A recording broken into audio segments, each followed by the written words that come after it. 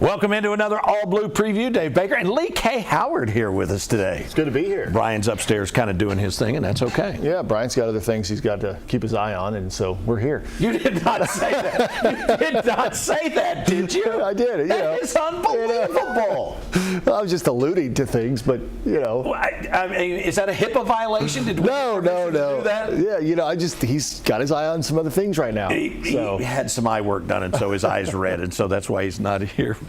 He would be here, but it would be awkward. So I told him he could have gone with a patch. Yeah, he could have.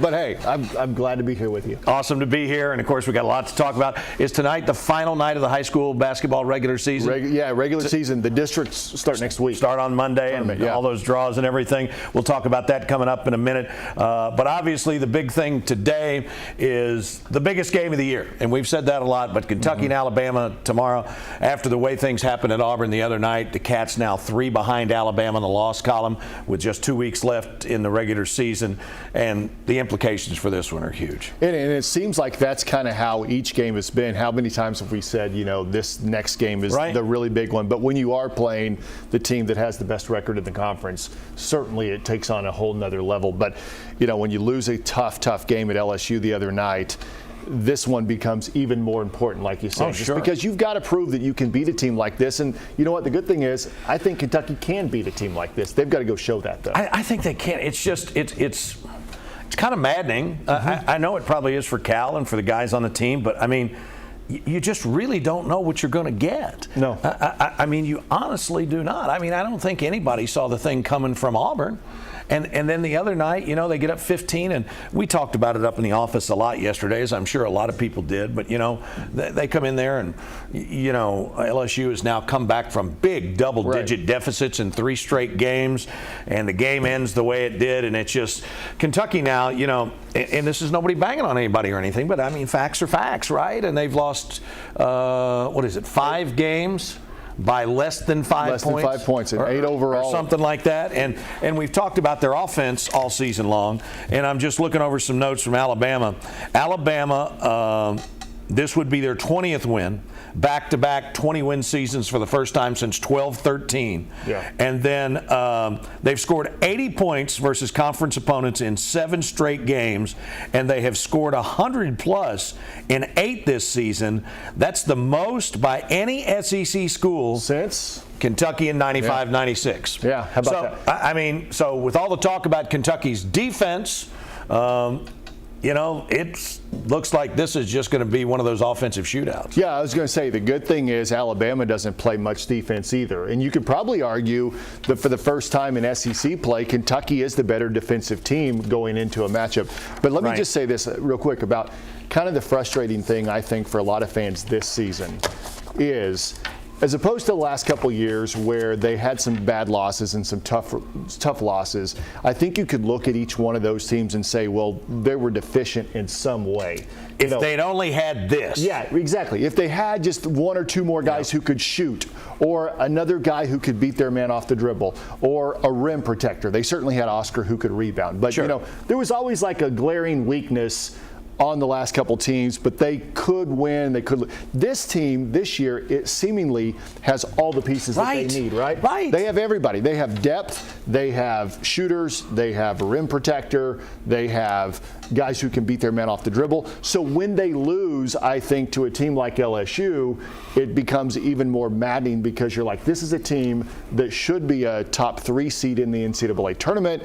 As it is now, it looks like it's going to be somewhere between a 4 and a 7 seed, depending on how they finish out the season. They have not had health, is the one thing they haven't, and that a lot of teams go through that. But it'll be interesting to see if Trey Mitchell will be able to go tomorrow, who can give them so much depth and everything inside. But I think you're exactly right. I mean, it's like they just haven't put every facet of it together. You could argue they did that down at Auburn. Right. But they just haven't done it consistently. And so all the pieces have been in place at home. I mean, there are people that still on occasion, like to kick up a fuss about the Kentucky crowd, and maybe it's a little too country club or whatever. It's been awesome in that place this year. It really has. I mean, the crowd, and I think the team and even Calipari has said multiple times, the crowd's been great. Sure. And so, I expect a great crowd again tomorrow, especially especially, that Rupp crowd is really good when there is a big game, and Alabama is about as big as it gets in the conference as far as the home schedule this season. And so, yeah, that's going to be a big game. I thought you were talking about injuries. I thought it was pretty interesting today. Adu Thiero and Rob Dillingham spoke to the media, and Adu joked. He said, "I think the basketball gods don't want to let all of us be healthy at the same time. Right. Scared to see what happens when we're all, because outside of like one half in the Ole Miss game, the first half before Mitchell got injured, hurt the shoulder after he came back from the back injury. That's all they've had, and I don't know if he's going to play tomorrow. I don't think he practiced yesterday. I don't know about today, but Cal's thing's always been kind of, if you don't practice, you don't play. But man, as a big that can shoot the ball in a game where you're probably going to have to outshoot an opponent in a way, it would be so nice to have him on the court. We just don't know if that's going to happen. And the other thing, too, is I think, how in the world do you get to a place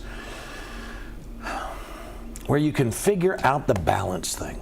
Because you mean like between minutes, or players and production, and I mean DJ Wagner plays his tail off, but he can't. In a game like LSU, he can't go over. I mean, he's scoreless in the game, and Rob Dillingham gets on these big streaks, and he's amazing. It's crazy what he could do. He's an incredible NBA prospect.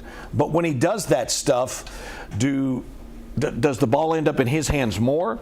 Do guys, because of what he can do, look for him more and end up watching him more? And it's just, because defenses are going to adjust. Right. But the thing I think we've all said since the beginning of the year is there's enough depth and talent at all 5 positions on this team where if they start shading Dillingham, okay, then you go over to a Shepard or you go over to one of the bigs underneath, Aaron Bradshaw, another guy. And Cal talked about that openly this week, about how Aaron and Big Z, he just can't play them because they just are not responding well to the physicality. Right, they're a defensive liability in a lot of cases when they go up against another big physical guy from another team. But you're right, they have so many different weapons on this team. Some guys like DJ who's probably better at defense, a guy like Rob who can obviously create his own shot. And that, I think, has been a frustration this year, is Cal trying to find the right combinations. Now, I think a lot of people would like to see him put a couple more shooters together, like Rob, Reed, and Antonio. Well, for the longest time until the DJ injury happened, I mean, it was Rob and Reed that were coming off the bench. Right, and here's one thing. Together. And this is going to sound basketball Benny of me, right? But you are. But the greatest thing I think about that Auburn game was the start. And I think that's what propelled them. If you think back to that Auburn game, they got off to this great start and never trailed and built a lead and kind of maintained it. I think some of these games, they get off to slower starts and then they have to fight their way in and about it. And so I just wonder what inserting Rob into the starting lineup would do for this team. Maybe it does nothing, but maybe he gets hot, they jump out to an 8 to 10 point lead, and they take it from there. And here's the real question, for a coach. And Cal hasn't had as many of those moments this year as he did last year when he said some stuff that invariably ruffled feathers. I think after what happened Wednesday night, there are a lot of people that have focused back on how he started the news conference after Auburn. Right. But what I would say is not only for him, but his staff and the players themselves. I think the last key piece of this thing is just what can they do to change the momentum when they need to change it. Okay, so you got a 15-point lead early in the second half on Wednesday night. I mean, yeah, somebody calls it 30. But I'm not just saying that. I mean, is it a trip of a different defense? Is it overplaying? Is it jumping a ball screen or something? Is it trapping one time down? It's like we talk about this in thoroughbred racing all the time. Once a horse gets on its run and it has to check up, it's very difficult to get going again. And so while you may not be able to come up with an out-and-out defensive stop, if you just do something to make them take one more pass or one more dribble, does that stop the bleeding? I don't know if that's fair or not, but no, that's fair. And I think, obviously these coaches are going to make adjustments based on what you're doing. And the other night against LSU, they came out of the second half and Justin Edwards and Antonio Reeves hit back-to-back threes, and it looked like things were smooth sailing. But it's going to make a difference when you don't get those defensive stops. So I think what you're alluding to is maybe, once LSU comes back and hits a couple threes, maybe you call a timeout and figure out something different, because something is clearly or you just change up a defense, or you take more time on the offensive end and use some clock. Right. You don't want to start playing the clock, or like I said, just one possession. You trap. Like a lot of coaches will say, we're going to trap on the second pass, and it may lead to something else, but for the other team, but it might just take them out of rhythm enough. Yeah, show them a zone defense once, just on one possession. Maybe you say, okay, after they make this free throw, come down here, we're going to get into a zone, just to make them think about it. Right? I use this term all the time, playing golf. You got to get off the bogey bus somehow. and everybody's got Change a different mindset. Everybody's got a different idea how to do it, but can you do it? And I think that's going to be a real key. Mark Sears is the guy that makes this Alabama team go. 20.4. He's averaging 15 a game. He's on the midseason Wooden Award watch. He scored 30 twice this year. Leads the conference in scoring. I believe he does. He's certainly a guy you have to stop. But, Alabama's got 5 guys, including their center, that will step out and take a shot. So I wonder out loud, is this a game that, as good as Ugo has played, can he play as much in this game just based on his limitations as far as being able to step out and guard somebody on the perimeter? This might be a game where you have to put Aaron Bradshaw or even Zvonimir Visic in there defensively a little bit to see if, because somebody's going to have to guard all 5 positions on the perimeter at some point. No, I hear what you're saying. I mean, I think to most people it's kind of scary when you talk about Zvonimir and defense in the same sentence. But you're right. And then, of course, just his length, though, is something, and his ability to move, not because he's a good defender. And Alabama's going to be shorthanded. Muhammad Wagi, who has played some good minutes for him this year. Yeah, off the bench, not bad. He has a transfer from West Virginia, 4 points a game, but still he's another big. He's 6'10". Yeah. So he put a cheap shot on, I think it was Condon the other night from Florida. And so the league suspended him for a game. So in any event, it'll be 4 o'clock tomorrow down at Rupp Arena. We'll have it live right here on WKYT. After the game, I'll be here with Lindsay, and Lee K will be down reporting from the locker room and from outside the locker room.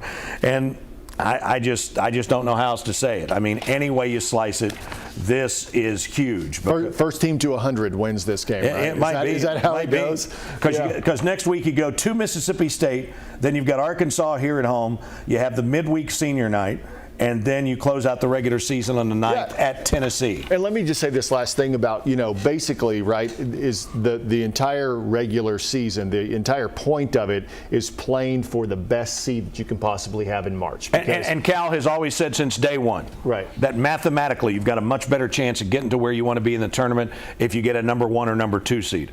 They've got a lot of work to do that, but in order to do that, they've got to take care of business in the regular season, and now they might have to get some help. I haven't looked at the standings today, but I mean, they're trying to keep themselves from playing on a Thursday in the SEC tournament. Yeah, and so that's why I think tomorrow's game is so big, because you don't have many. I mean, you have some good wins in their future, but none better than what you're going to see tomorrow. If you can beat Alabama, that helps both your seeding in the SEC tournament mathematically, but it also really helps in the formulas and everything that they do. And then if you could somehow turn the tables and beat Tennessee in the final regular season game of the year at Knoxville, you've got a chance to do some stuff, but it's the proverbial one game at a time. So tell us about what's going on tonight on High School Game Time, final night of the regular season. Yeah, final game of the regular season tonight, and we've got some good matchups both here in town and kind of around the area, but it's hard to point out a team that is like head and shoulders above the. I mean, Great Crossing on the boys' side is really, really good. I got a chance to see them the other day, and it's not just Malachi Marino who's being recruited by seemingly everybody now. The other night I was over there in North Carolina and Indiana. We're both there watching him play, and but they've got an entire team of really good dudes.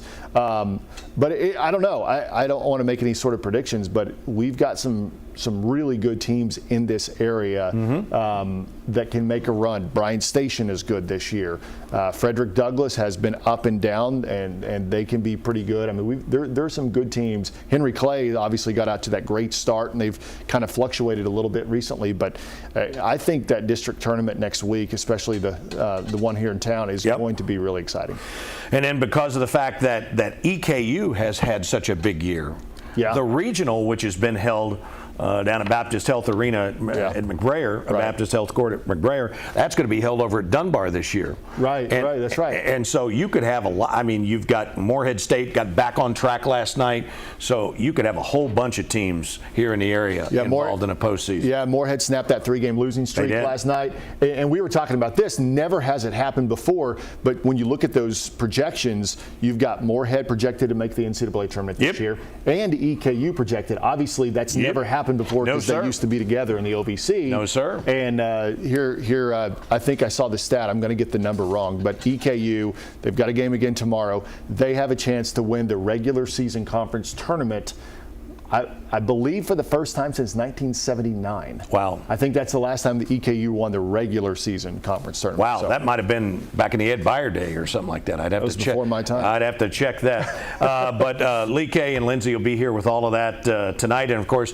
we would be remiss if we did not mention the Trancey women. How many is it now? Oh, my goodness. Are they up to 60? I think it's 58, I believe. And they open, thank you, they open Heartland Conference tournament play at 5 o'clock. So there you go. Here today. So. Okay, so with all that going on, we're going to get back upstairs and get to work. We'll have the very latest for you and hear from the Cats coming up tonight beginning at 5. For Lee K. Howard, I'm Dave Baker. Thanks for being with us. We'll see you next time on the All Blue Preview.